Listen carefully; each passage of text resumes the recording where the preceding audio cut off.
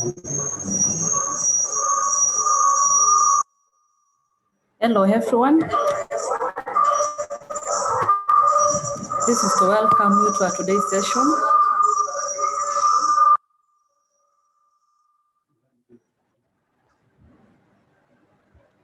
Before we start, I would like to ask that we bow for a word of prayer. Almighty God, in the name of Jesus Christ, we bless your name and we worship you.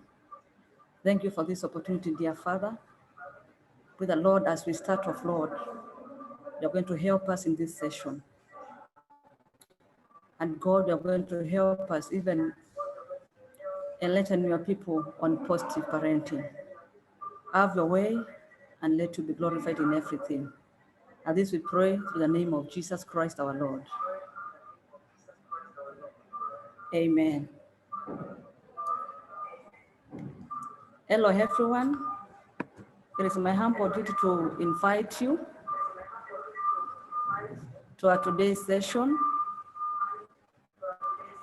on the power of positive parenting. I would like to take this opportunity to invite everyone who has joined. We are honored to have you on board.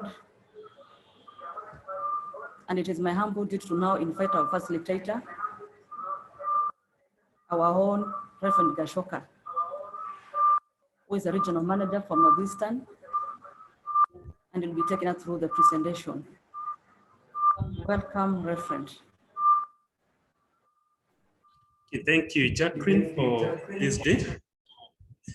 And I want to thank everybody who have joined us today for this training. We'll be going through the power of positive parenting. And we'll be looking at what is happening in our country this time or in the world with the COVID-19, the challenges that are there of parenting. But I believe with God's help, we'll be able to use the knowledge and the skills He has given us to help our children to fulfill their purpose of creation and even to use their potential for maximum to make a change in this world, because it's a calling by God that we help our children. So that's our responsibility. So today, parenting is a duty and it's a blessing. At the same time, it can be a challenge, a problem, depending the way you see it. And it can be a joy or happiness when you are doing parenting, when you see those kids. Now, before I go to start the training, let's look at the objective that we want to achieve this day. The first one, I want to increase your confidence and your skills and ability as a parent so that you can do the best parenting or positive parenting. The other one is to help you to make a good relationship with yourself and your child and even make it better than it is now. The other one is to raise our health, well-being adjusted so that we can be emotionally and we help our children to be emotionally and psychologically secure and to have the skills they need to handle the issues of the day and their life so that they don't indulge to alcohol and drug abuse.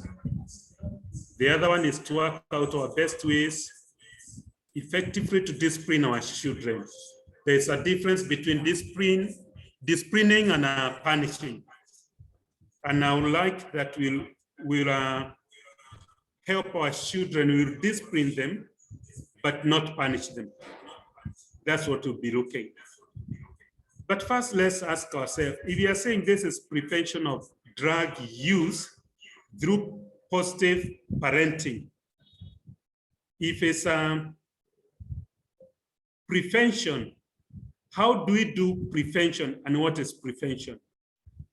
So what I would try to define prevention is a proactive process of creating conditions and fostering attitudes that promote the well-being of people. Number two, it's an intervention that occur prior to the onset of disorder and that intend to prevent or reduce the risk of the disorder. So there are three things we do in prevention. We prevent those who have not started not to start, not to engage in drugs in the rest of their life. We prevent that. The other one, we know there are already those who are using. And because they are using and maybe they have not started the disorder, the disease, they have not gotten to the position we say they are dependent to the drug. So they, in that category, we say they are using. They have not even started abusing. Or this time they're experimenting. They start social stage or experimental stage. We help them so that they do not develop the disorder. And if there are those who have developed the disorder, we reduce the risk of the disorder, or we now do the treatment. That's all about prevention. On the other hand, we should also ask ourselves, what is positive parenting? Positive parenting, we say, is the promoting children's development and managing their behavior and their emotions in a positive way,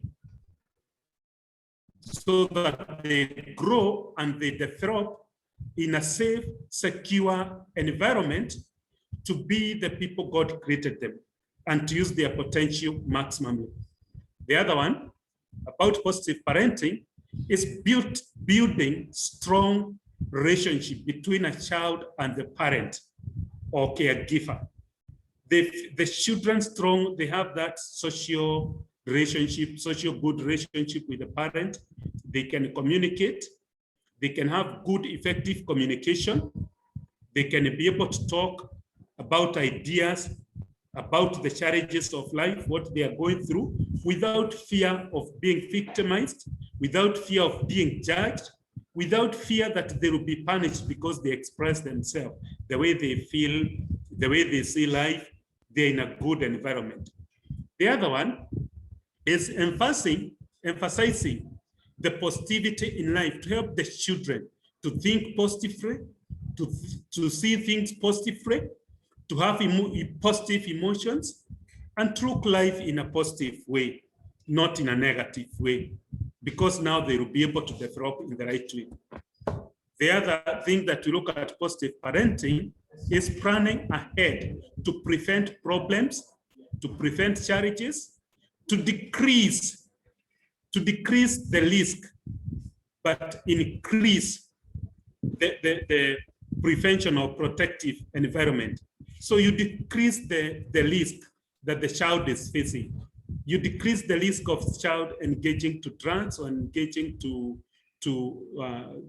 the life's behaviors that are not positive, the characters, the immorality of the world. You decrease all that. So you plan ahead that the child will not get there.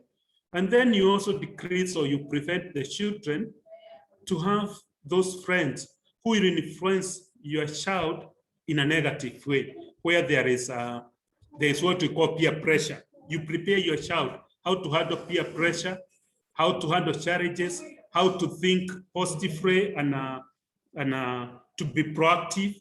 So you help your child and you give them the skills and the knowledge they need. The other one is using everyday situation, creating opportunities to help your children. Let every situation be a learning situation, be a learning that your child is learning, so that they can be able to grow in the right way. Now, as we go, we need to look at what is that. In a positive parenting, we have two different types of family, what we call a healthy family or an functional family or an unhealthy family. Children need to grow in a good environment. They need to grow in a healthy family where they're able to express themselves, where children are listened to, where children are emotionally stable and they are safe. That's what we need to look at. So let me look at a trait of a healthy family.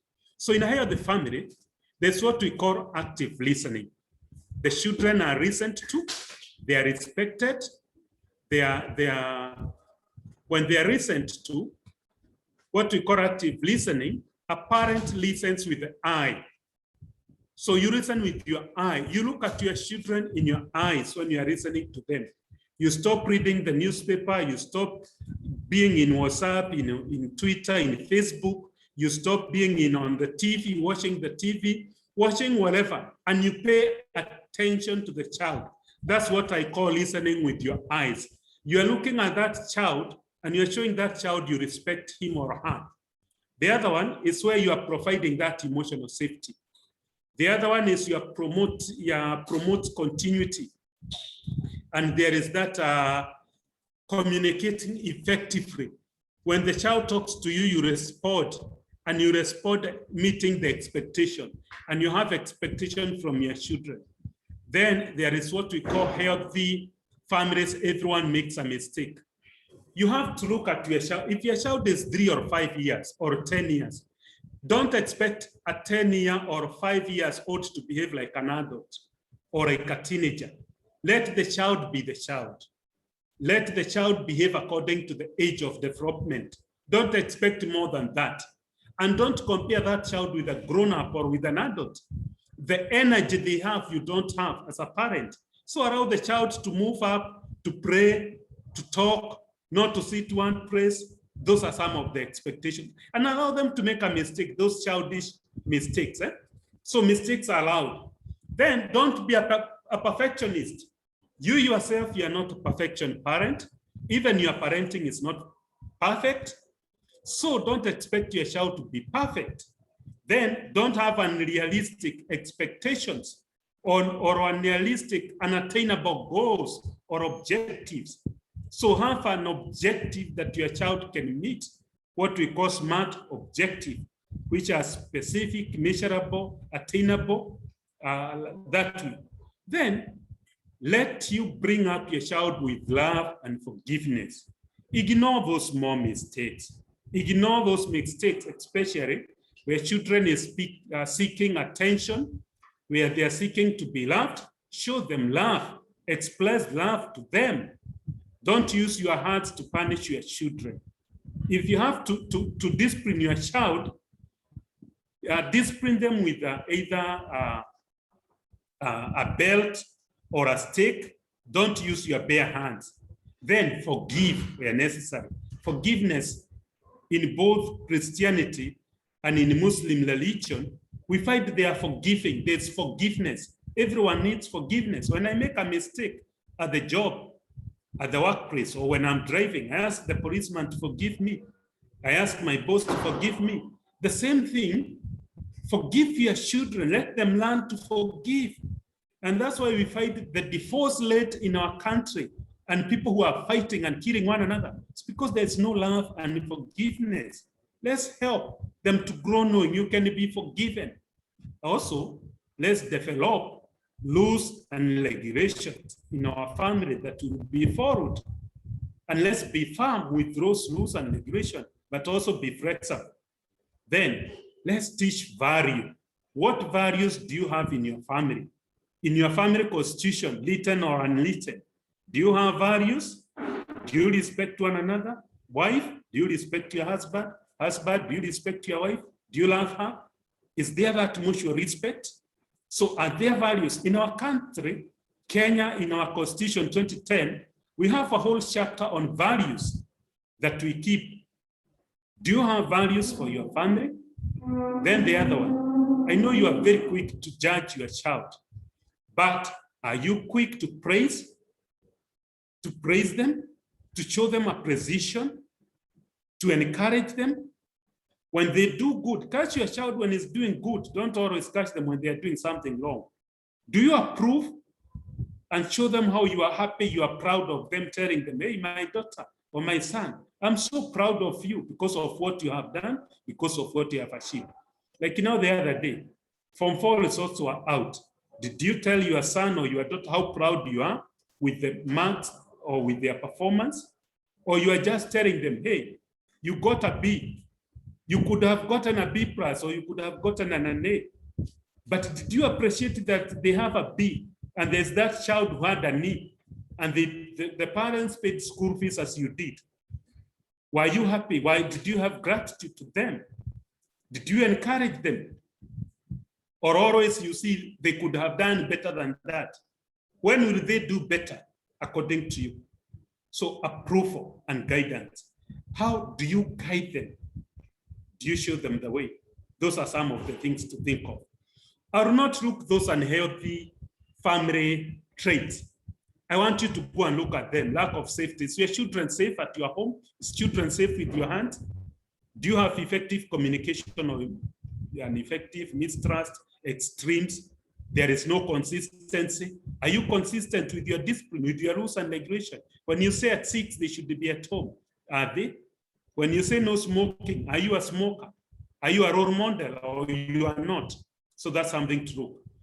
The other one I want to look at is positive parenting contributes to better outcome for kids. When there's positive parenting and where there's those healthy parenting traits I have gone through, this is what you can find in your children.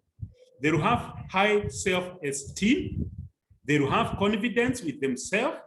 They will have less anxiety. They will have less depression, or they will not get depressed.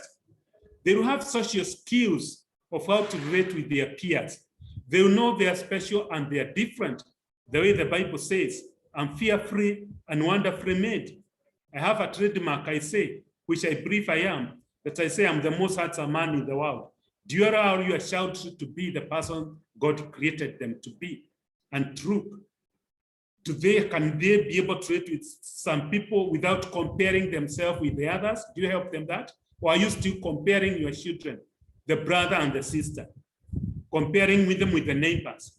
Allow them to be who God created them to be. I've talked about respect. I'll not go back. Are your children, you help them that when they are laced in that whatever, they respect and they are more responsible. Then they perform well academically. There are less problems and less behavior problems. They have good characters, good morals you'll get in your children. They are less likely involved with drug abuse. They will not get in those delinquent behaviors. They will not engage in drugs. They will be committed spiritually. They will be faithful Muslims and faithful Christians. They will be good children. They will go to the mosque. They will go to the church on Sunday or on Friday. They will do what they expected because you are brought up in a good environment. Why do children misbehave? Have you ever asked yourself why children misbehave? Why do your own children misbehave? Why do you find them doing what you don't expect or what you don't like? Number one, children behavior relates to how they feel, especially children below 6 years. When you see them misbehaving, actually what they are doing, they're expressing their feelings. The feelings, the children who cannot be able to communicate or they don't have words, they communicate through their behaviors. So the way they feel, they act. And that act is what we call misbehaving. The other one, there are children who feel they are not loved, they don't belong, they are not significant. You are not paying attention to them as a parent. So you'll find them misbehaving. And that's why you'll see them misbehaving, because you don't pay attention to them. You don't love them. When you get in the house, you're on TV. If you're not on TV, you're on WhatsApp.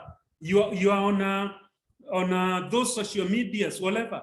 You're engaged with other things. When do you pay attention to your child? When do you express love to them? Do you ask your children how they have been during the day? Did you ask them how the school was that day? In the activity, the other trip, how it was, what happened?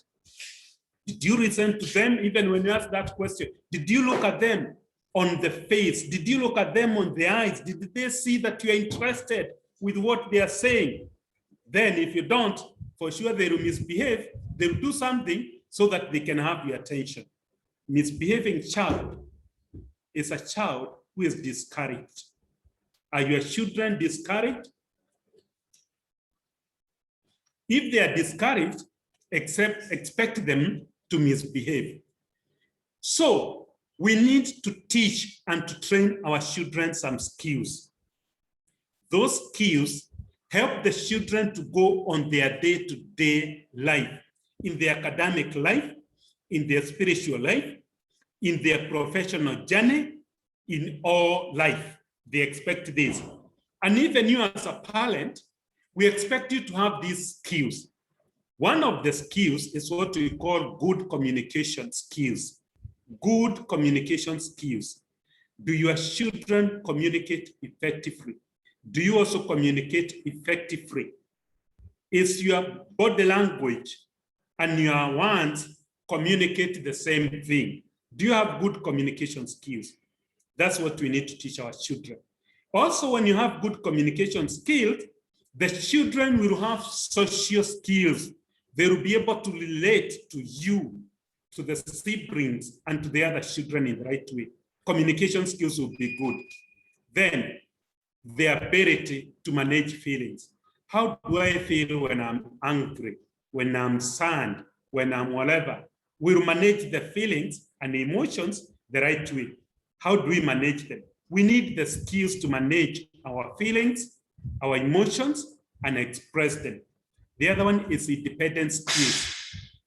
I believe, like now, those who know me and those who don't know who are listening to me, I'm Wangai Gashoka. You find I don't have an English name. I don't have a baptism name that is Briton or English. It's Wangai Gashoka, the son of God and a servant of God.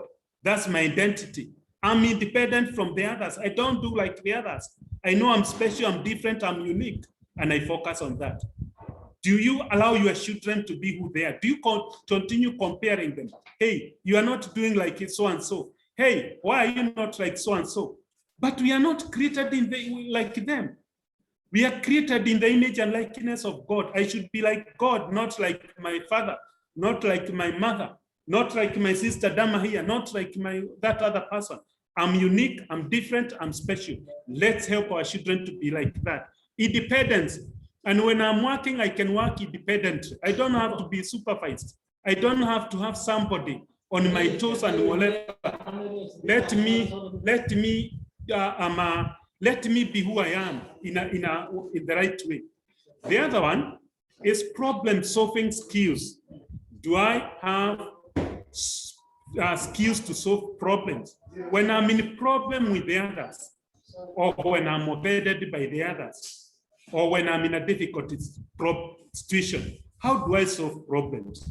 Can my parents, I should not depend on my parent. The child should be taught and trained how to solve those problems. So problem-solving skills. And also, help your children to be a critical thinker. Do you think critically? Do you help your children to do the same? Also, how do you solve the problems you yourself? Even the problem you're having with your child or your daughter. Help them. Let them see how you solve the problems so that they can learn to you. And this is what we are calling role model. Are you role modeling to your children? The other one is drug resistance skills. The child is able to say no, or what we call refusal skills techniques. Do they know, and can they start with your value? Do you have values in your family they follow? And that even when you're not there, because of that value, your child can say no. No, thanks, I cannot do this. Me as a Christian, me as a Muslim, me as a student, I cannot do this. This is not the right thing to do this thing. This is not the right place to do this thing. Do your children have those skills? Then self-management and goal-setting skills. Are you able to set, is your child able to set a goals? When we are growing up, which I know even today we ask your children, what do you want to be? If I ask a 10 years child or a 12 years or 15 or 16 or 7 years old, what do you want to be when you grow up? Can they set a goal and say, this is what I want to achieve when I'll be finishing class 8, when I'm finishing class from 4, I'm be graduating and I want to go to this university. I want to study this course because I want to be this. And I remember when I was 7 years old, said I would want to be a pastor. And that's who I am today. I'm proud to be that. I achieved my goal. So can we help our children to set SMART goals. SMART goals, S for specific, M for measurable, A for attainable, R for realistic, and T for time-bound. And within these 5 years, or with these 4 years in high school, I want to achieve an A grade. I want to achieve a C grade. I want to achieve this. Can they do that? Can you help them?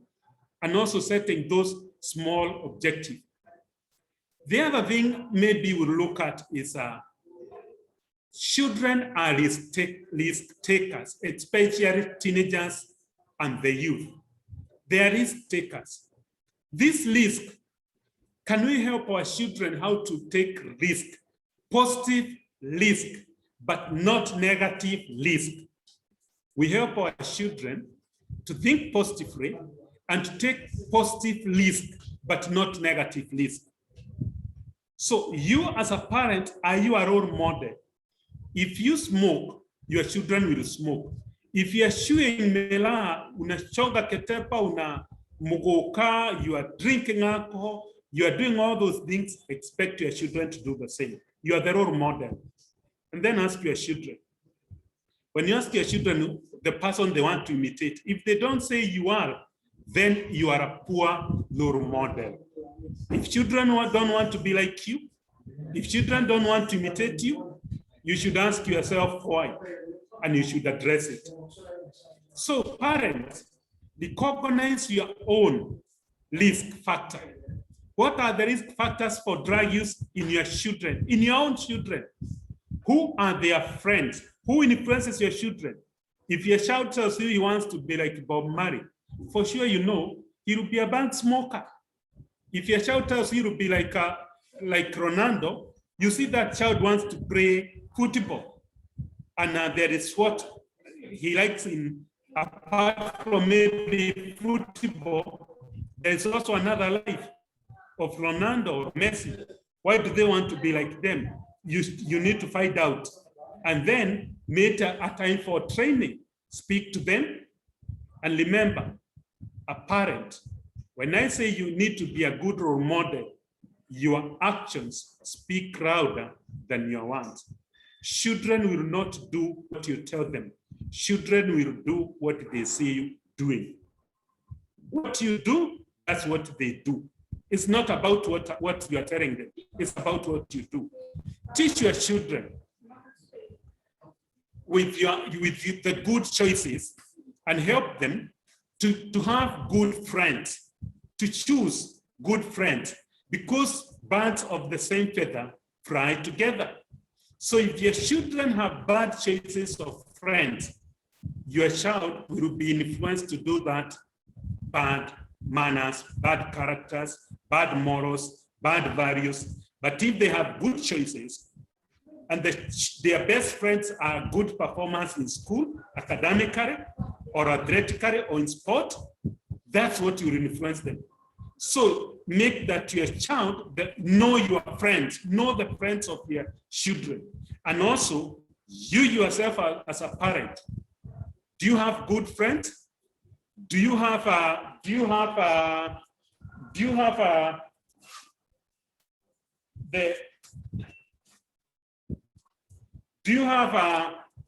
your friends?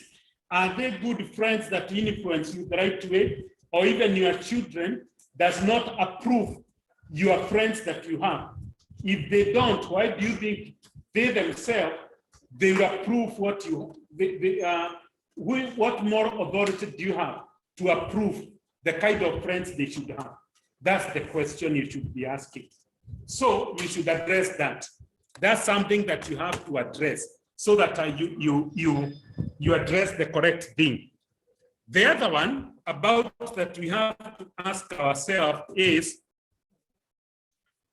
the choice of your friends and where you go. Do you go places that you are telling your child should never be? Is there a place you face it like a crab in a bar, in a wherever, that you don't want your children to be? If you go those places, what moral authority do you have to tell your child they should not?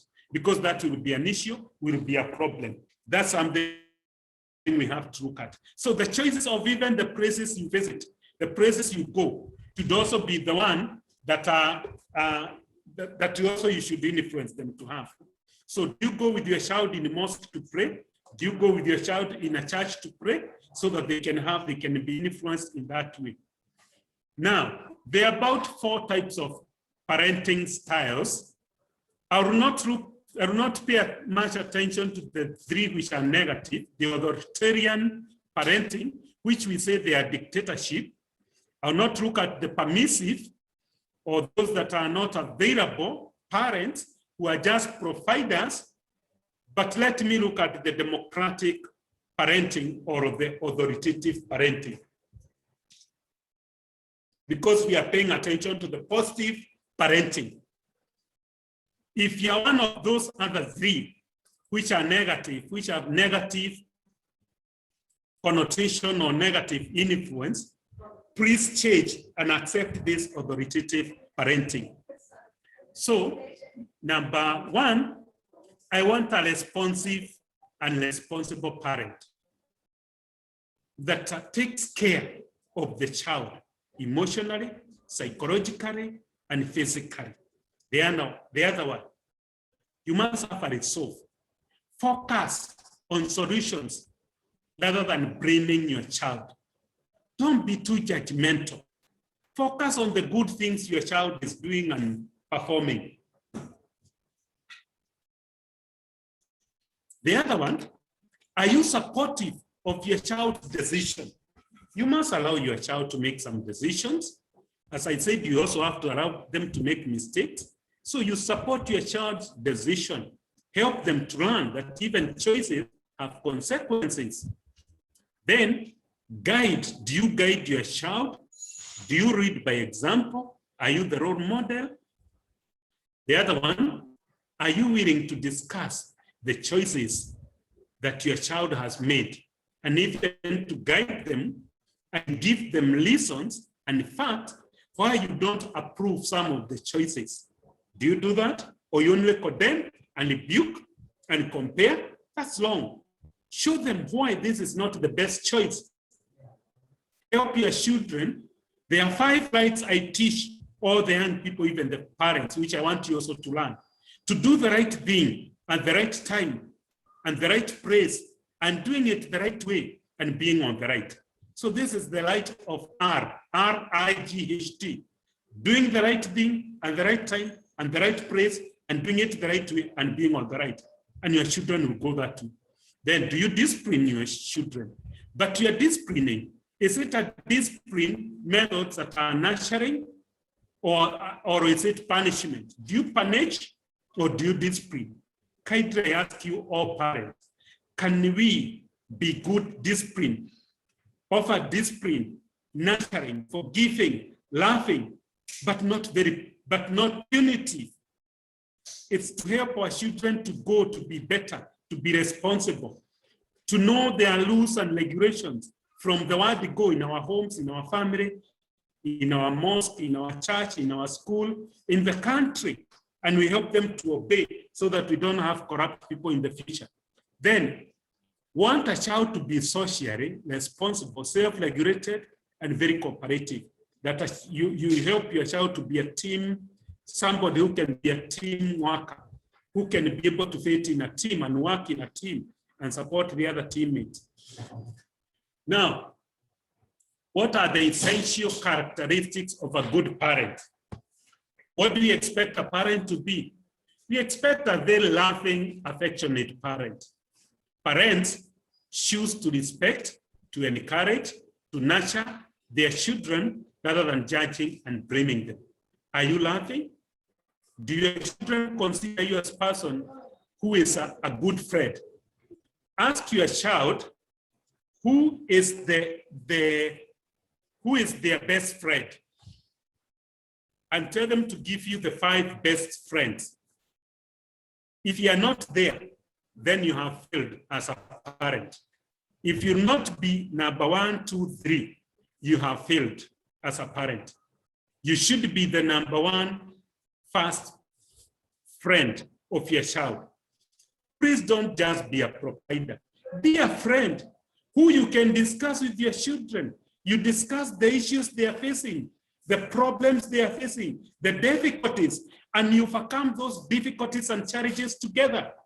Those obstacles, don't remove the obstacles for your children, but help them to overcome the obstacles in life so that when you'll not be there, you're giving them skills how to deal with problems and challenges and obstacles in life, because they will always be there.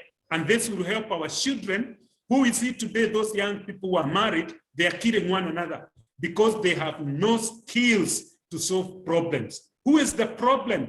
Who is the failure? It's us, the parents. We failed to teach, to train them. And then we were not loving, we are not affectionable. Because if we are loving, we forgive. Somebody who loves, you know, love in the Bible says it forgives and overbears a multitude of sins. There is forbearance of those multitude of sins. You ignore some of those mistakes and you forgive and you show them love. Then the other one, I want a parent who each and every day catches her daughter, her son being good and doing a good thing, and then you praise that child, you appreciate, you show them gratitude, you show them how proud you are and how happy you are to them, and you look forward to offer that positive comment or approval. You approve what they're doing. Don't be a fault finder. You know, there are those fault finders in job, in work. Don't be a policeman in your family. You are not a policeman. You are a father. You are a mother. Don't become a karau kwa nyumbani. Even the questions you ask, your child ask one way in karau. Are you a policeman or a policewoman? Be a father. Be a mother. That's what you are. Show them love. Forgive. Don't be the one who is a fault finder. The other one, a parent who has skilled communication, being an interested listener, active listener.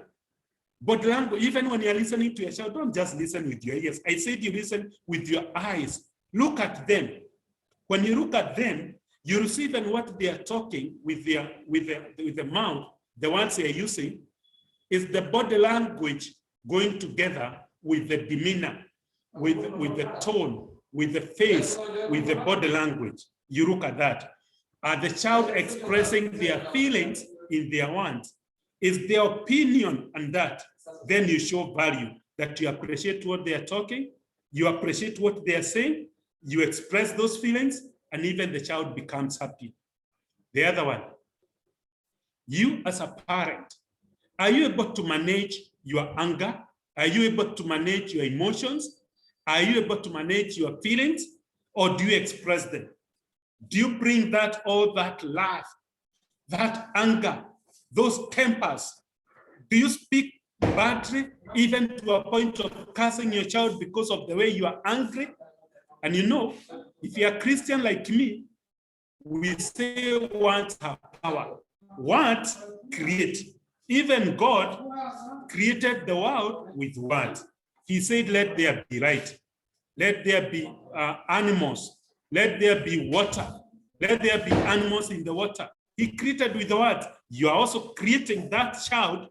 You're also creating that human being with your words. Whatever you say, you are creating. So be careful with what you say, with your words, with your emotions, whatever. Have skills to manage it. Be self-regulated. What is the characteristics of a good parent? It's a parent who respects autonomy. Do you respect the autonomy and independence of your child? Do you accept and appreciate? There is no a child who is like other. We are all different. We are all unique. I expressed that. I'll not go back to them. We have talked about role modeling, positive role modeling. We have looked at that. But also about intelligence. Do you have intelligence? You know, there's what we call emotional intelligence. I've talked about managing emotions. That's what we call emotional intelligence. Do you have it? Do you have leadership skills? Are you a leader? Do you lead your family the way you want? When we talk of leadership of this country, mostly we talk about our president, our CEOs, our directors, our CS, those leaders, our governors. But what about the leadership of the small unit that was created by God? And that's a family, where there is a husband, a wife, and children, and maybe even workers. What are your skills of leadership? Do you have that emotional intelligence? Do you demonstrate it? How do you solve problems? Do you forgive? Are you loving? How do you warn? Are you only giving threats? Do you always threaten and punish? Are you compassionate? Are you dependable? How dependability are you? Can your child depend on you? Can they communicate and tell you a secret and fully depend on you that you will not share, or you will not judge them, or you will not condemn them? How compassionate are you? Then how consistency are you? How consistency you are in your leadership, in your making the rules and regulations about your family? How flexible? There are some things we used to say that they cannot happen, or they are not realistic. But today we find the world we are in today is a different world than we are. Mary. Yeah. How flexibility? Are you flexible and consistency in what you say in your leadership, in your parenting? Those are something. Then, how patient are you with your children, and how understanding are you? Are you very understanding? Are you patient with your children? Are you understanding, and do you have knowledge and intelligence? I was talking that you know how the children's between age 0 to 5 years, how they behave and what they need. And are you offering that? And are you understanding? In age between 5 and 12, 6 and 12, how are you understanding how the children in that age behave? And what support and guidance you give? How do you handle them? Then, depending with the age of development, then how self-aware are you?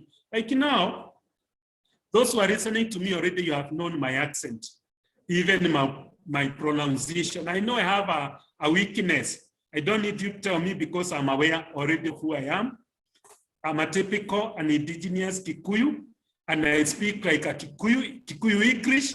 No apology, because I was born a Kikuyu, and that's who I am, unique and special and handsome. So you see, I'm self-aware of who I am and my weakness, and I know my strength, and I emphasize on my strength, developing my ability. So how self-aware of who you are, your strength, your weakness, what are the skills you have and the skills you don't have, so that you increase, you develop those skills that you don't have. You develop, you make sure you are better in your weakness. Then let's go now to disciplining and punishing. Why should we not punish, but we should discipline? Number one, parents, children don't want a shouting and yelling parent. Hawataki mama kelele. Hawataki baba kelele. They want somebody who talks, who communicates, the tone and the demeanor. Please don't shout, don't yell. Know your weakness. Like now, I know one of my weaknesses. When I'm angry, I tend to shout or to yell. So when I'm angry with my daughter or my son, that's not the time to solve a problem. That's not the time to address the situation. That's not the time to do the training. Because if I do, I'll be yelling and shouting, and that will be rebuking. They will not even listen or pay attention to what I'm saying. So we need to. So they need to. We need not to shout or to yell. So the other one, are you very dominating and controlling? Are you dominating and controlling? Please don't be dominating. Don't be controlling. Reduce your voice. Reduce your anger. Don't dominate. The other one is criticizing and putting down. Do you criticize your daughter? Do you shame them? If you want to correct, even now at the job, as a manager, if I want to correct one of the employees, you don't do it before the others. They feel humiliated. They feel you're putting them down. They feel you're shaming them. You're making them to feel more guilty and more worse. So don't do it. So don't criticize, don't put them down. Then don't hate your children with your bare hands. I talked about that.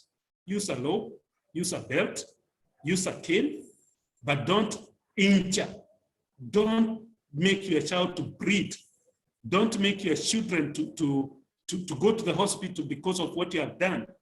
Just as a discipline. There's a difference between discipline and punishment. Then being inconsistent. Today you say this, tomorrow you say this. When you're happy, you say something different. Or when your child says, have done something good, you say something different. When angry, you say something different. Be consistent with your rules and your regulations. Be available to your children. Then, even when your children have done a bad thing, don't be cold to them. Don't detach. Remember, you are the security of your children. You should provide security and safety to your children. Provide security, provide a safe haven for your children. Be there for them, even when they have done wrong. You are the only father. You are the only mother. You are the one to provide that. There's no one else to do that thing. So you should be there for them. Then, as a parent, we need to know what are the risk factors our children are facing. What are the risk factors in the family? Like now, let me give you a risk factor in our family. I come from a family, if I look at the 4 generations, from our grandparents, my grandparents, especially our grandmother, was diabetes. She gave birth to 9 children. Out of 9, 8 are diabetic. Those 8 parents, one of them being my father, who passed on January 12, 2017, died out of diabetes. Out of my father had the children, there is 3 who are diabetic. So what am I saying now? If you look at that generation, there is a risk of us, the children of Waithaka, Ashoka Waithaka, having diabetes. I know I have that risk. What do I do? Because of that risk, I eat brown bread or whole bread. I eat brown rice. I eat cereals like jahe. Those are the kind of food I eat. I make sure I don't drink alcohol. I make sure I don't take sugar. I don't eat a lot of starch to prevent myself not to develop this disease of diabetes and high blood pressure, because there is a history in our family of diabetic. I want you to look at a family where there is alcoholism, where there is somebody called Yeshohi or Muleu or Kenyua. There is a problem in that family. So you as a parent, you already know that history in your family, the disease in the family. Then can you address and pass that knowledge to your children and tell them, hey, in our family, please don't ever taste or experiment alcohol. Because if you do, look at your cousins, look at your uncles, look at Baba Mkubwa, Baba Mdogo, look at that history, look at the grandfather. There is alcoholism in the family. If they take, this a disease, is a problem that we are not able to manage. You destroy your life. So you talk to your children, look at those lists and pass the message to your children and use data. Don't just tell them there is a problem. You see the way I have talked. I have given you the data of our family. From grandmother, the 9 children, 8 out of 9. I come to our family. I give you that there is 3 children who are already diabetic. And now, why I eat the way I do, why I exercise, why I do precautions, those are kind of the things. So you take precautions after you know the risk. So know all the risk in your family And you can look at the diseases that are genetic, or what we call genetic diseases, which is passed from one generation to the other. Addiction is a genetic disease. Alcoholism is a genetic disease passed from one generation to the other. It's in the blood. And so there is a risk in the family. The other one is look at the performance, job performance, look at the behavior, the character in the family. Know all those lists in those characters. Talk to your children and prepare them so that they can know and what they are. And this is coming from the history. So know the risk in your family, individual family, like now my family. And how I know is looking those generations that are ahead of me and looking at my brothers, my sisters, and then looking at even the cousins. And I can be able to tell there is a list in our family. Address that, both paternal and maternal. I have given the paternal part of it. So there is also that looking at maternal. Know you genetically, how is your family? What happens? And you're able to pass that.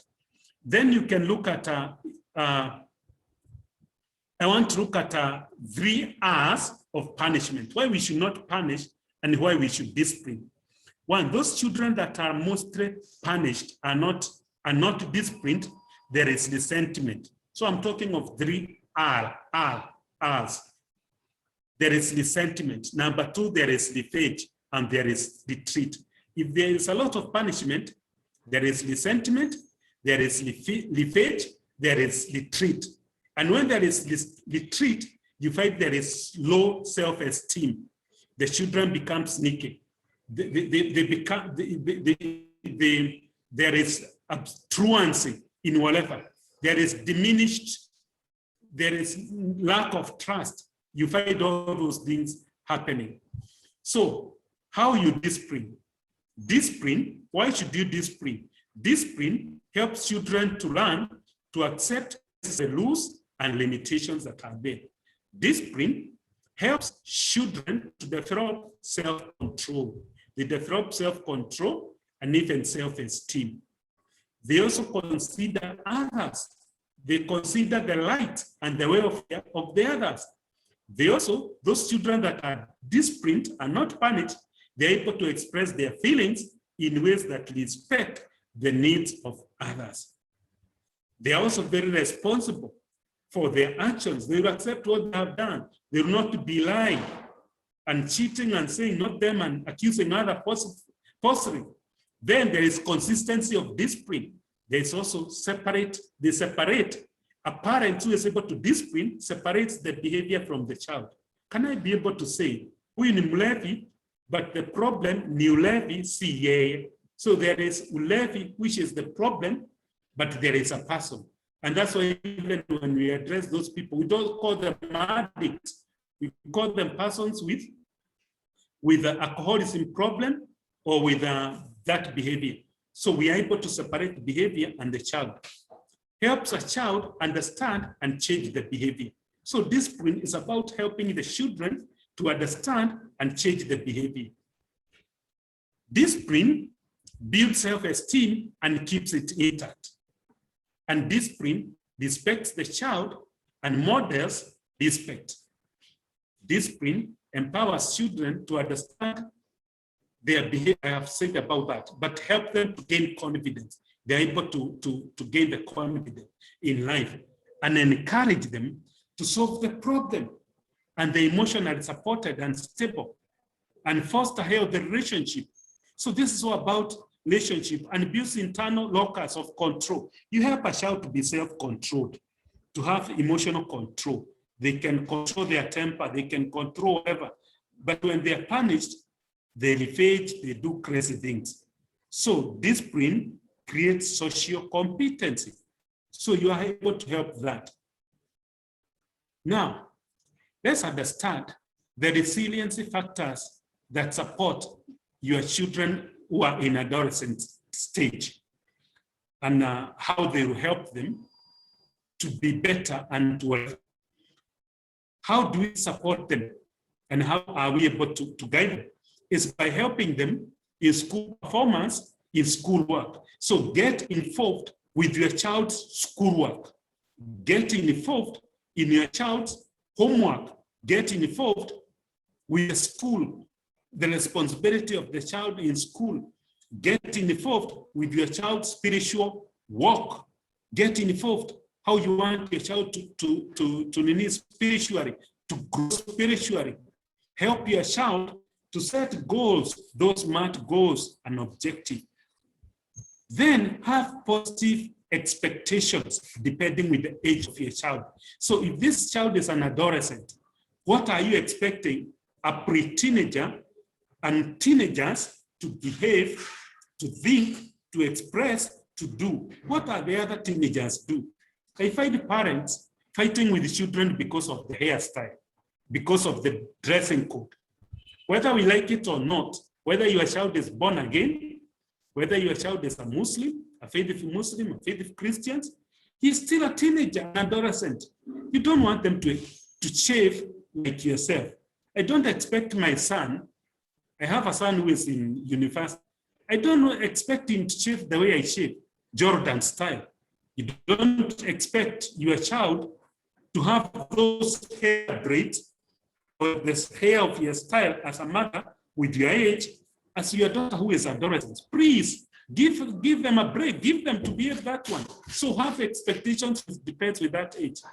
Structure your child's free time together. Don't tell them what to do their free time and whatever. Tell them to have a timetable what they want to do. But when they do, look at it, be with them and tell them, hey, this is the time you should sleep, this time you should wake up, this time to do this, go with them, but let them structure they themselves. Let them make choices. Let them make mistakes and help them. That's why now you come in helping them in structuring. Evaluate the peer groups your child is involved with.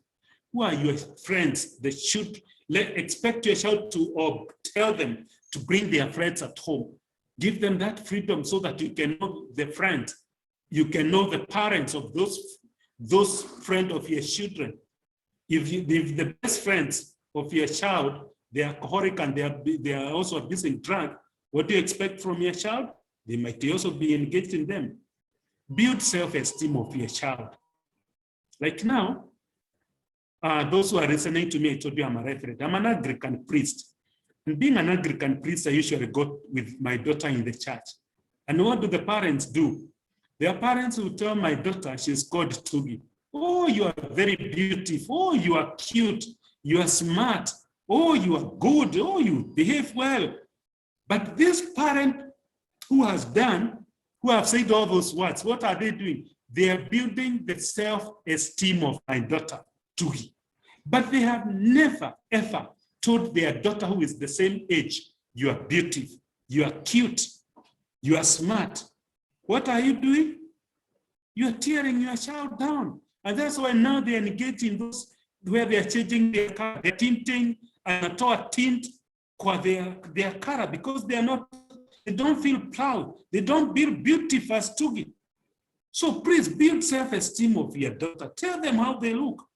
Approve, praise them. Show them that you really appreciate how they look and who they are. Build that self-esteem for them. And also, let your daughter and your son be engaged. Those that are in adolescents and teenagers and youth, be engaged in community service. Also get involved and go with them. So help your children to develop their social skills and decision-making ability, which goes back to where we are talking of structuring the time. So in short, what I'm saying is bring them in a safe, secure, loving, and low conflict environment.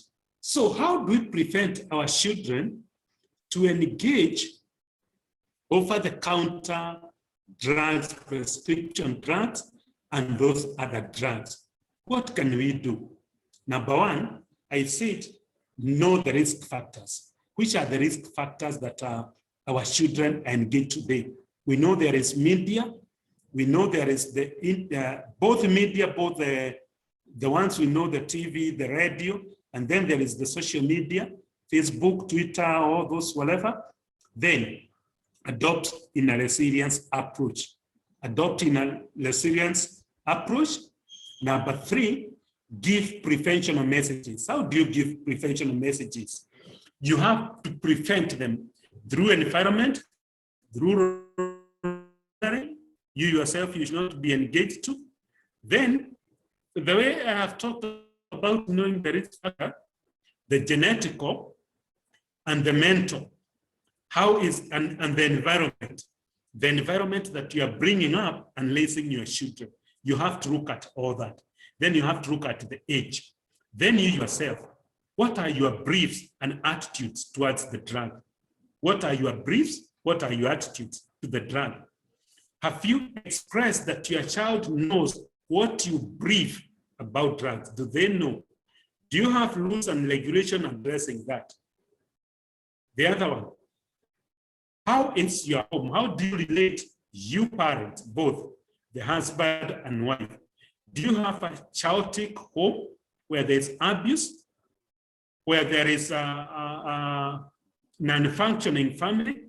You don't communicate, both of you, you don't talk, you don't solve problems. Are you actors instead of communicators? How do you relate? How do you solve your problems? Are you a single parent? Are you a divorcee, or have you divorced? How is that family? If there is divorce, it's a chaotic home or family, your children are at the risk of engaging into drugs. Then, you parents, do you use drugs? Do you take alcohol? Do you use marijuana? Do you use tobacco? Do you use, what type of drug do you use? Do you use prescription drugs which are not prescribed by a doctor? What are the peer influences to your child? What is the attitude of your community towards drug? Are you bringing your child in a community where marijuana is considered as food, where marijuana is considered as a cash crop? So your children will use it because it's a cash crop, it's good, it's vegetables. It's nothing bad with it. So what are your brief and attitudes towards that drug? Towards alcohol? Is alcohol accepted? Is it being used in your family? Do you take food and after food you use wine? So it's acceptable. What's wrong with it? Then, what is the performance of your child in school? What is the child? Then how much money do you give to your child? The pocket money. Do you give a child more money than the salary of the teacher? And you expect that child to respect the teacher and to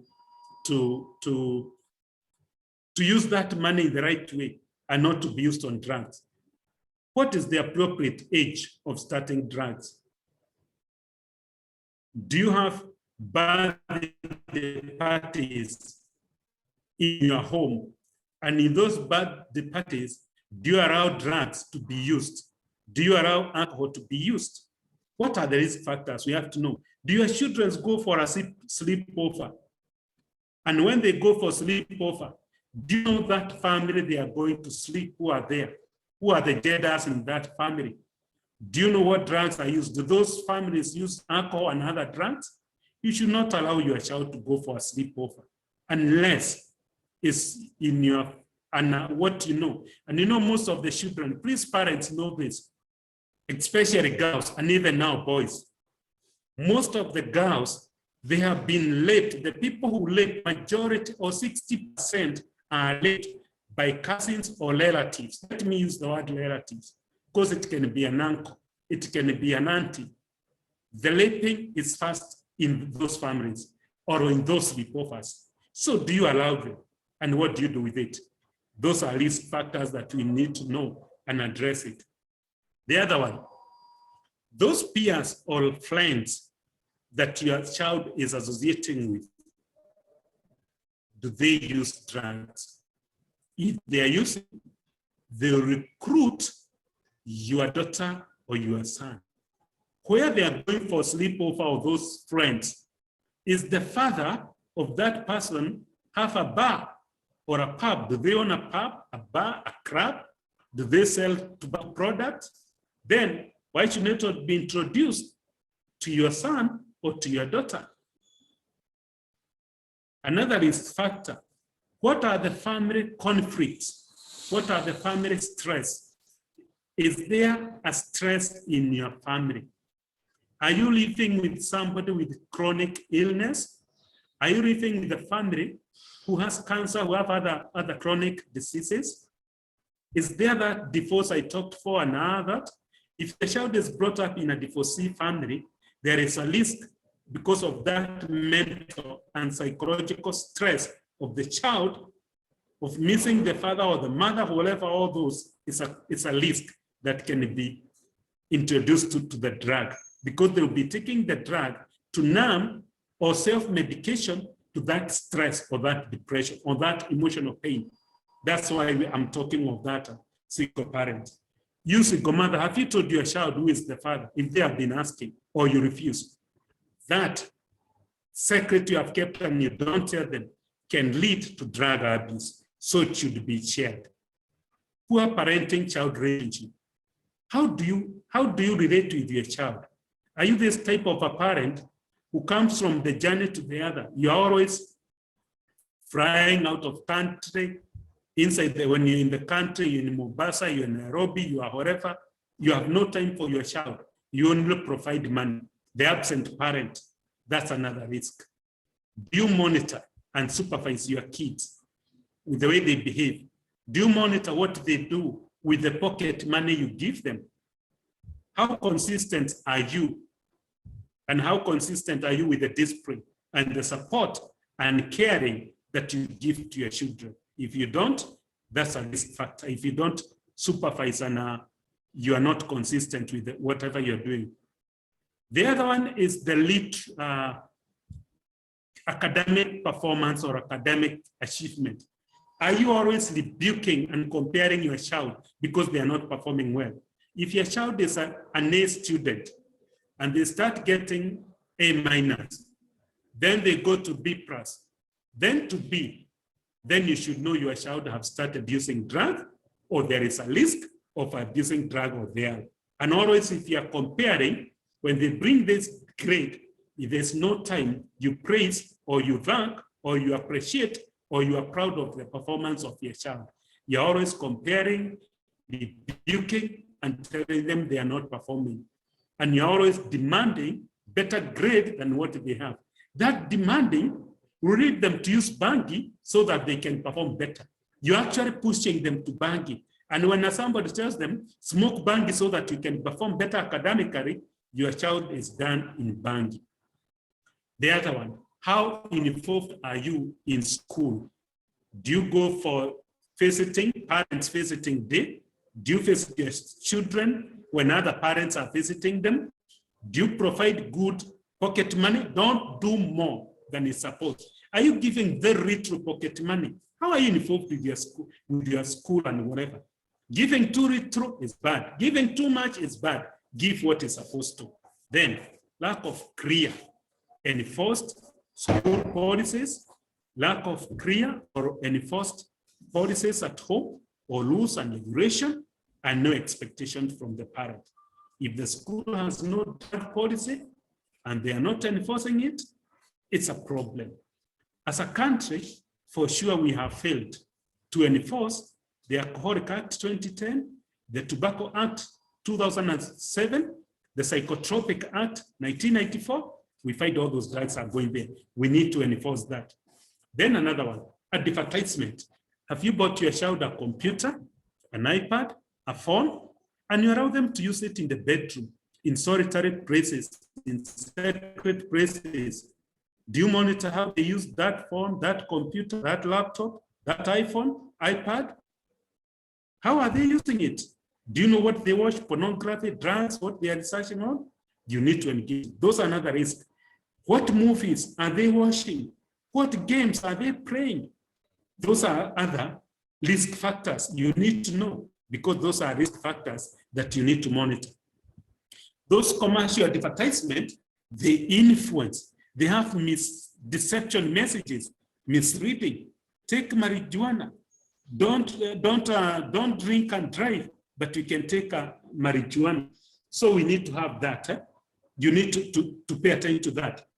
There are those who say Valium releases stress or sport, allowing more self-confidence. We need to these deceptive messages. When we see on the TV something coming up, let's talk to our children and teach them. That's a moment of teaching. Talk to them. Is this realistic? Talk to them. Let them know that is not realistic. That's not true. Teach them to know the difference. And then talk to your children and teach them about those synthetic drugs that are made in laboratory when they are told this is not bad, like shisha, which is pure tobacco and mixed with other heroin, cocaine, and all that. Let them know about those synthetic drugs. Let them know about synthetic banking or that electronic cigarette smoking. They are told it does not have tobacco, it does not have side effect, which is a lie. Let them know the truth and look at it and even talk about it. So resilience and protective factors. What do we need to do so that we protect them? First, I told you when I was 7 years old, I wanted to be a pastor. So I was doing very good in CLIE, reading Bible daily. I could not sleep without reading the Bible so that I can understand it, which I started when I was young, which even today I do it. There is no day goes without me reading a verse, a Bible, thinking about scripture because I'm a Christian, a sense of purpose. I want to be a footballer. I want to be a doctor. I want to be an engineer. I have a purpose in life. I want to be whatever I want. That goal. Can parent equip, empower, and enable me to get to that? Can you support me in that? Then, do you have healthy expectations, spiritual foundations, relationship, a family founded in values and morals and character? Don't always talk about performance of getting the best grade. First, know this a human being. Who is a human being? A human being has a soul, has a spirit, has a physical body. Can we meet all those needs and address them? It's not about getting an A. You get an A, but you have no character, you have no morals, you have no value. Let's help them. Why are our children killing one another? It's because there are no values, there are no morals. We are not teaching them. We paid attention to grades than paying attention to the person. So what is so important to you? The grade or your daughter or your son? What is so important? You as a parent, you are paying to address that. Then a sense of belonging. Do your child feel she belongs? There is protection. She is loved even when she makes a mistake. Do you still love them as your son, as your daughter? And that's why today, I want to teach you this principle of our Lord Jesus Christ. Hate the sin, but love the sinner. Hate the sin, but love the sinner. Hate that sin your daughter or your son is doing, but still he or she is your child. Show them love, show them mercy, show them forgiveness, acceptance, and you'll help them to grow. That's what we need. The other one is effectiveness in work, in play, in relationship. Do you have time to eat together as a family? A family that prays together, lives together, and stays together. Do you find time to eat together as a family? Do you also have time to make fun, to go to a park, to go to a wild orphanage, to go to a movie, watch a movie or a theater or whatever? Is there something you do together in a family where the rules and regulations are not there, but people feel free, people can express themselves, people can feel like the way we do at the work, sometimes it's what we call team building. Do you do that as a team building of your family? Where children feel whatever and they can express free. They can pray with you as a father, as a mother, not remembering this is dad, this is mom, and you can have it together, work together, do something together. Then, how are you doing the self-esteem? How are you building the self-esteem of your child and building those internal locus control? By being very caring, very supportive, acceptance, respecting, very open, honest, trust, and helping your children to be interdependent and also independent. I want you to get that word, two words, inter and independence. Your child is very independent, and also there's a time they depend on you because you give them that support, guidance, counsel, they can come to you. How honest are you to your children?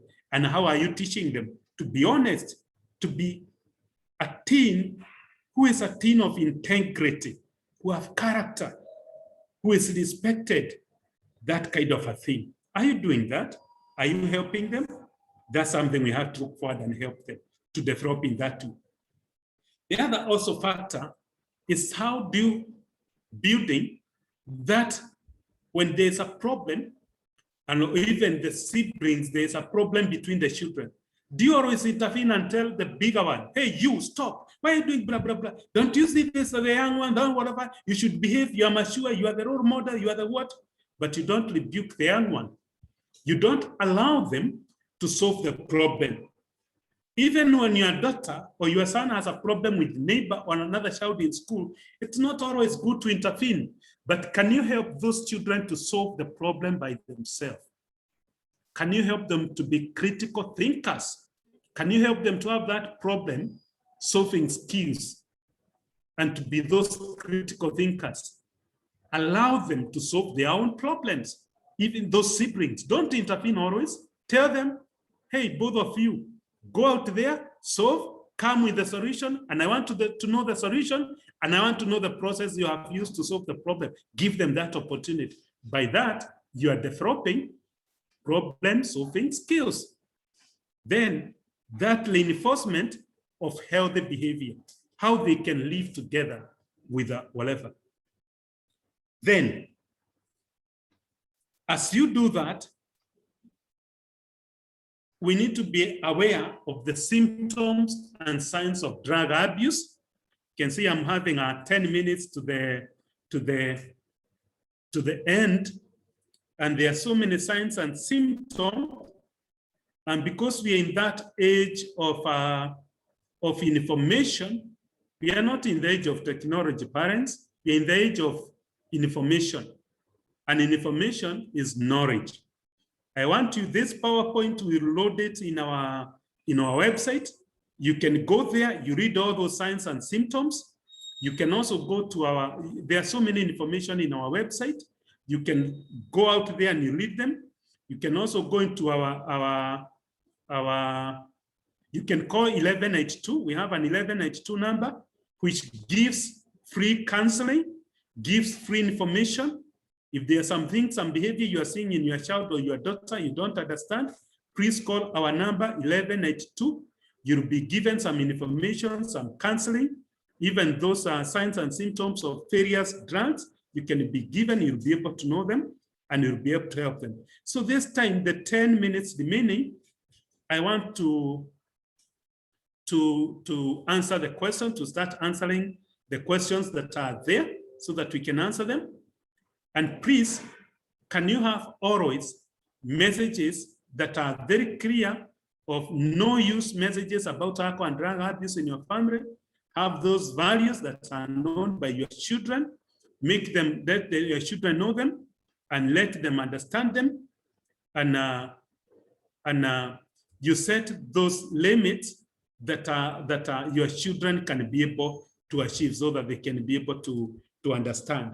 So that's where we are ending our presentation, and I will have time to answer the questions.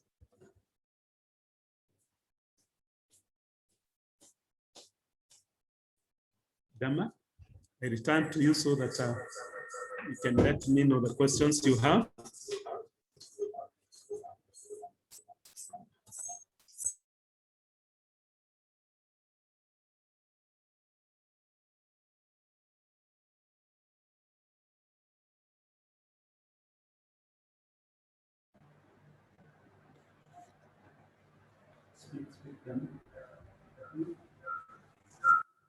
Thank you, Reverend,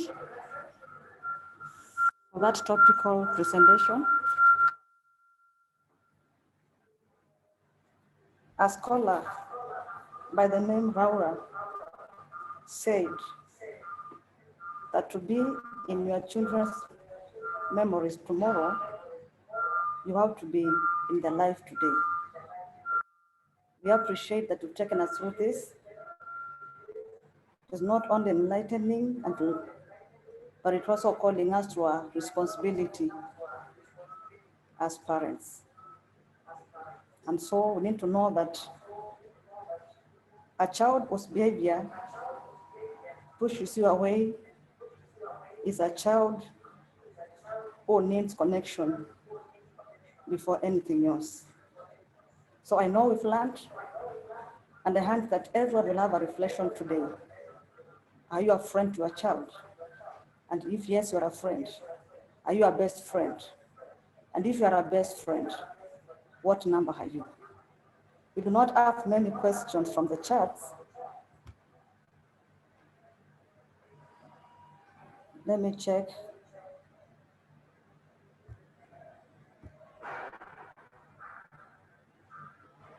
So someone is appreciating Reverend Gashoka. So we don't have a question at the moment. We appreciate you, Reverend. And now we open the floor to anyone who could be having a question. In the event that you want to ask, you can raise your hand, and our ICT team will support us to have you raise your question. Thank you.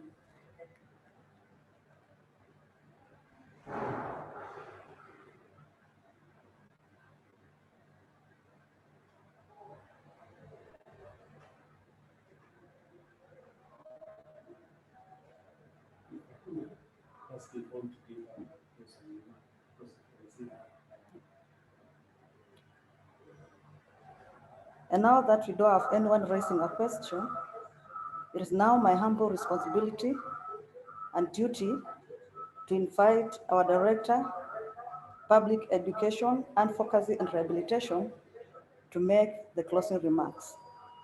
Karibu, Director Yvonne, and thank you. Thank you, Dama. Before you hand back to Reverend, there's a question on the chat from Mugo Ndongo. Maybe Reverend could attend to that. Yes, Reverend, I've seen there's a question there. Mugo is asking, the point that parenting isn't for cowards. How does one balance the freedom of choice for children while retaining the authority of a parent to guide and admonish a child, especially in the era of human rights? Rights, rights, rights. Thank you.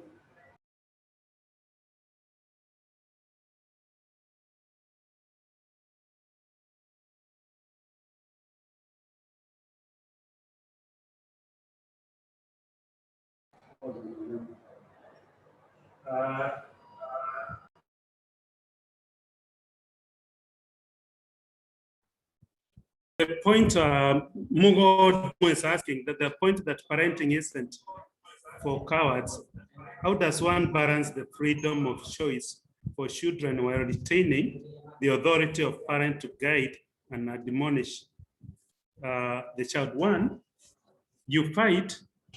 If you want to help the children to have the skills of decision making, you have, remember I said you have to allow your child to make a mistake. So when you allow the child to make a mistake and then you correct, what you are doing, you are empowering that child. And also you are helping the child to grow. And then you are having an opportunity to guide that child. So you have not lost the authority of the parent, because you have given that child the power, and what you are doing, you are giving the child the skill and the knowledge. And then you have shown the child that, like now readership, they always make a mistake, but they correct. And that's why they have advisors. Because when you make a mistake, you learn from the mistake. We say mistakes are too human. So we make mistakes, but we learn from the mistake. A failure is when we don't learn from the mistake. So we allow that children to make a mistake. And then we teach. It's an opportunity of teaching and training. And then the parent, when you're teaching and training, remember, the teacher always has authority for the student. So you have not been de-empowered. You still have the power as the parent. And actually, that's when the child feels you really care and you really value them. I always allow my daughter to make decisions. When they don't make the right decisions, remember I said, you give them the fact. Why is this decision not the right one? You look at the timing. You teach your daughter or your son about the timing. What is the right time? What is the right place to make that decision? When should you do? Like now, the other day I have a student who has been expelled from the school. He came to my office and even he needed the director to go back and ask him, when the teacher tells you this is not the right time to have a phone in the school, it does not mean they hate you. It is the right time to have the of that school. You always have the phone. You always have that TV. This is the time for the school, this time for the study, then you'll have all the time with it. So there is time for everything. So we should learn what is the season, the timing of making the question, then the praise, then the right thing to be done at that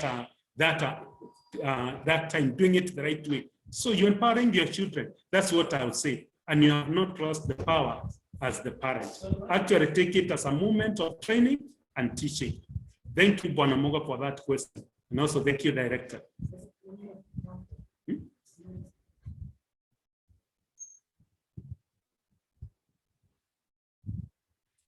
Okay, there's another question from Munira Ahmed.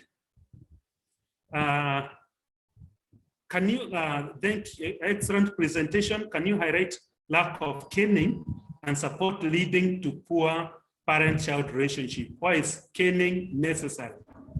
Munira, I know we have both Christian and Muslim here, but I believe Quran and the Bible talks of you teach a child the way they should go, and even when sometimes they divert or they get to a different thing, they'll come back to the same training you trained.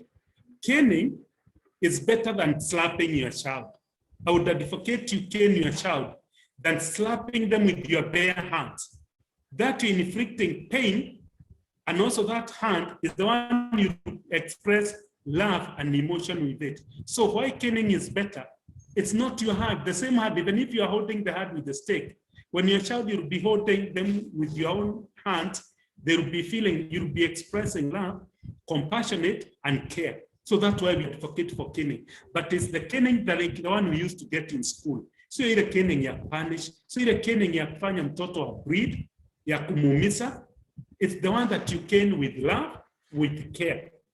If you don't do that, actually children know that you don't love. When you love a child, then you need to discipline. So when, and not always, don't cane every time they make a small mistake. It's when necessary, when it's supposed to.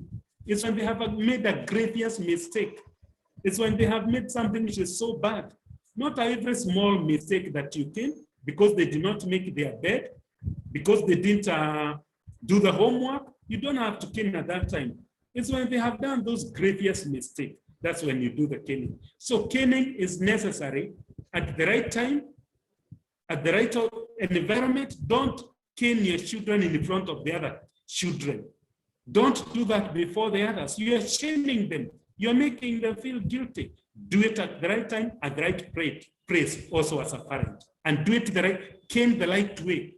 You can with care, with love. And you tell them, what I'm caning is the sin, is the mistake you're committing, not you as a person. Let them differentiate the way you say, differentiate the child with the problem, differentiate the child with the misbehavior, separate them. So let the child know why you are doing it. And then also it's a time of teaching and training. Thank you, Munira.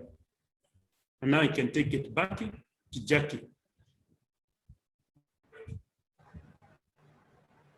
Thank you, Reverend. Lawi, you can mute and ask your question.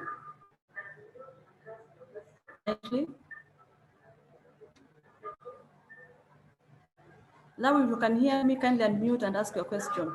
My question is, how can you help a teenager who says that what he's doing is he always sees from the parents. Because we are saying that we are supposed to be close to parents, say that what he's doing is normal, is copying from the parents. How can you deal with that?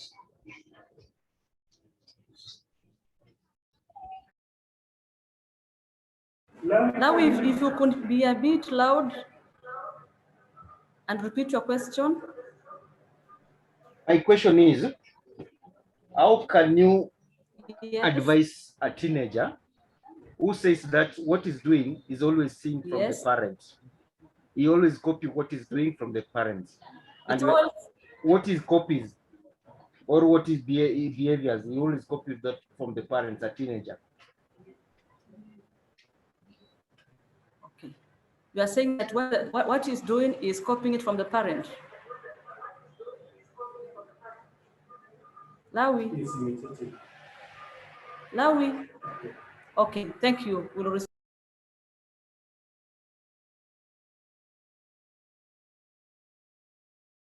Lawi, I got you, like you're saying, the child is imitating you. Is that monkey business? The monkey see, the monkey do. If that's what I've got, and that's what I said. Children don't do what you tell them. They do what they see you doing. Actually, when I'm in a workshop or training, I usually tell people to touch their chin. At that time, I'm holding my head. But what you'll find, all the people in the workshop, they'll be holding their head instead of touching their chin. Because they do what they hear you, they do what they see you doing, not what you're telling them.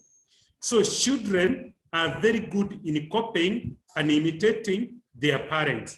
So if they see a parent is a smoker, they will smoke. Because what's wrong with smoking if my father is smoking? What is wrong if I drink alcohol and my father does? What is wrong if I come at home after 6 and my father comes home at midnight and whatever? So the role model, remember I said, be a good role model because you are modeling what you expect your children to do. Don't ask your children to do what you yourself are not able to do. And the children of this age, they are not the children of our age who when we were taught and we are told this is what to do, this is not what to do. Our parents were drinking alcohol, were doing that. But when we are young and in high school, we didn't do those things that we saw our parents do. So we should remember I said we're in the age of information. Our children are getting a lot of information that we didn't get when we were young. They're getting information from the phone. They're getting information from the computer. They're getting information from the media, the TV, the radio. They're getting information from so many places that we were not getting it. So the children, for sure, they will imitate, they will do what the parents are doing. But there should be a time of correcting and teaching them the right way. Okay, so that's the way I can answer that question. But because we have our director here, maybe he should add something. I'll hand over to our director to add something on that question as she crosses. I understand we have another webinar coming up, so we'll finish there. If you have another question, please email, we'll answer to you. But now we hand over to our director. Thank you, Reverend. Director, before you take off, there's one Munira who is saying that he is an advocate of no caning at all. So even before you make remarks on what Reverend is asking you to do, kind of also respond to this one as you give us the closing remarks. Thank you, everyone. We appreciate. Karib Director. Okay, asante sana. Thank you to all participants for joining us today. Thank you so much, Reverend, for that wonderful presentation. We know time disappeared, and I saw you had really prepared. Now, thank you, Munira, for the question. I am actually amused because Munira is the same one who had asked the question about lack of caning. And she's also been able to mention that she's an advocate for no caning at all. and this is fine. Remember, culturally, the way we are brought also matters. So some of our comments or the way we bring them out might be personal, but there's also the part whereby if we go religious, there's the part where if you spare the rod, you spoil the child. There's also the part whereby it's the children's rights come in. If you're battering the child in the name of caning, then that is not caning. So for more information on this, kindly call us on 1192. We will have counselors who will be able to explore this in details. Thank you so much for staying up to now. I realize we are past time, and I'm very grateful you have been with us. We have weekly webinars. Feel free to join us again next week. And as I conclude, as Reverend said, be a friend to your children. Learn to listen to your children so that you do not react. When you communicate with your children, chances are that relationship becomes friendly and more amicable. And that is the power of parenting. Thank you to everyone. Have a good weekend. Back to you, Jacqueline.